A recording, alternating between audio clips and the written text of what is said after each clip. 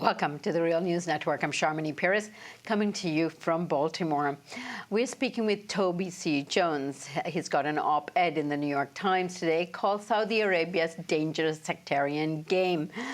In segment one, we talked about the domestic implications. And of course, when you're talking about the domestic situation in Saudi Arabia, you cannot exclude the external forces at play there. But in this segment, we're going to be dealing with the regional relationships, including that of Iran. So let me begin, Toby, by asking you this particular execution of 47 people, including the cleric, what are the implications it has in the region? Well, the most obvious implication is that Saudi Arabia has provoked a crisis with Iran, I think deliberately so. It sent a message that it sees the situation with respect to sort of the demands for political reform, the persistence of Shiite demands for political rights and opportunity in places like Bahrain and Saudi Arabia as significant enough that it sort of is willing to risk geopolitical conflict and unrest across the Gulf by poking at Iran as a way to try to get a handle on all this. And the rise to sectarianism in the region, how does it divide up in the region? Well, sectarianism is as we've discussed previously, is often something that's seen as a kind of timeless facet or element of the Islamic world, that Muslims, following the 7th century split, have been divided against one another. It is the case that there has been sectarian violence in places like Pakistan, India, Iraq, Syria, Yemen, and now Saudi Arabia and Bahrain for the better part of a decade. We've seen the intensification of these kind of what are really just sort of pathological hatreds. They certainly are inflamed, but they're relatively new. They are the consequence of the rise of modern nation states, the way modern nation states and very small groups of political elites who have sought to secure power and buffet themselves from domestic pressures have managed internal tensions. And in places like Saudi Arabia in particular, Pakistan too, but also elsewhere, that have either formally or informally used Islam as a kind of way to make the case for regime legitimacy.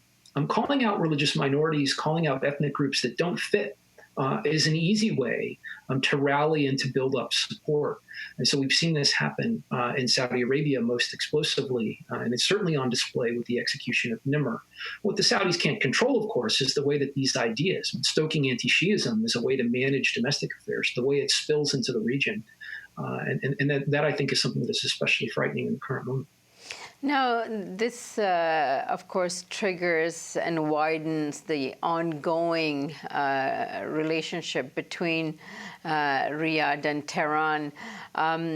Going forward, you predict this is only going to get worse. In the article in the New York Times, you said, this is going to be ongoing. And what can we expect here? Well, I didn't mean, and I want to be clear, that I'm not predicting the escalation of hostilities between Iran and Saudi Arabia such that I think war is inevitable. In fact, I think it's probably unlikely. I don't think that the Saudis desire a military conflict with Iran. They can't win it. It's not something that they're prepared to handle, and I don't think the Americans are prepared to go to war with Iran over Saudi Arabia's interests and anxieties. What I meant were a couple of things, and I think one of them is underway. In the days leading up to the execution of al-Nimr, Saudi Arabia walked away from an attempt from a ceasefire with Houthi rebels in Yemen, and it resumed their military campaign there.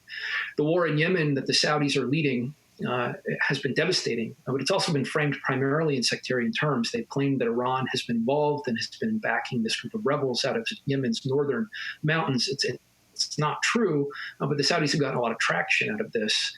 So the Saudis resumed their military campaign in Yemen, and I think the execution of al-Nimr and the timing of it in particular is related to that directly. But I think there are other things that are dangerous and need to be reckoned with, and that is that ISIS, Daesh fighting in Syria, also uses sectarianism and anti-Shiism as well as anti-Christian sentiment.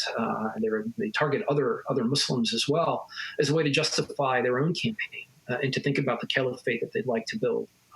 Tensions in Iraq will be further inflamed as a consequence of this as well. And so I think the Saudis know this very well, that it puts a tremendous amount of pressure under groups that are not inclined to violence in those places because it empowers militants and extremists. The Saudis have set this up as a credible political path forward from the view of those kinds of groups. This is important because even though the Saudis may not directly support ISIS, and they don't, the Saudis are they're not the benefactors of the Islamic State. ISIS will nevertheless draw some support from all of this. But this type of execution, particularly of the cleric, is sort of signaling to organizations like ISIS that Saudis are capable of doing this sort of thing, and add to that sort of what's happening in Yemen and what's happening in Syria. Do you think this will embolden ISIS in any way in these two countries? I don't think so. I think it'll be indirect. I don't think ISIS needs any emboldening. I think they're pretty clearly committed to whatever it is they think they're committed to. But I think what it doesn't do is it doesn't send a signal to the region that the Saudis are serious about countering ISIS on ideological grounds. And the Saudis are fundamentally necessary for the civil war in Syria to come to an end. The Saudis have to be a negotiating partner. They have to be willing to talk to Iran, which is also an important player. If Syria is going to enjoy a ceasefire, if Assad is going to be maneuvered from power, or if some other kind of compromise is going to be arrived at, both the Saudis and the Iranians, they have to be involved in provoking this particular fight and in framing it in a certain way, or at least implicitly. The Saudis have made clear that they're more interested in sustaining or continuing fraught relations than they are in resolving them in order to bring security or stability to other parts of the region. All right, Toby, this has really opened up a can of worms, this particular act by the Saudis, and I hope to have you back again for some ongoing analysis of the unfolding situation. Thanks, Sharmini. And thank you for joining us on the Real News Network.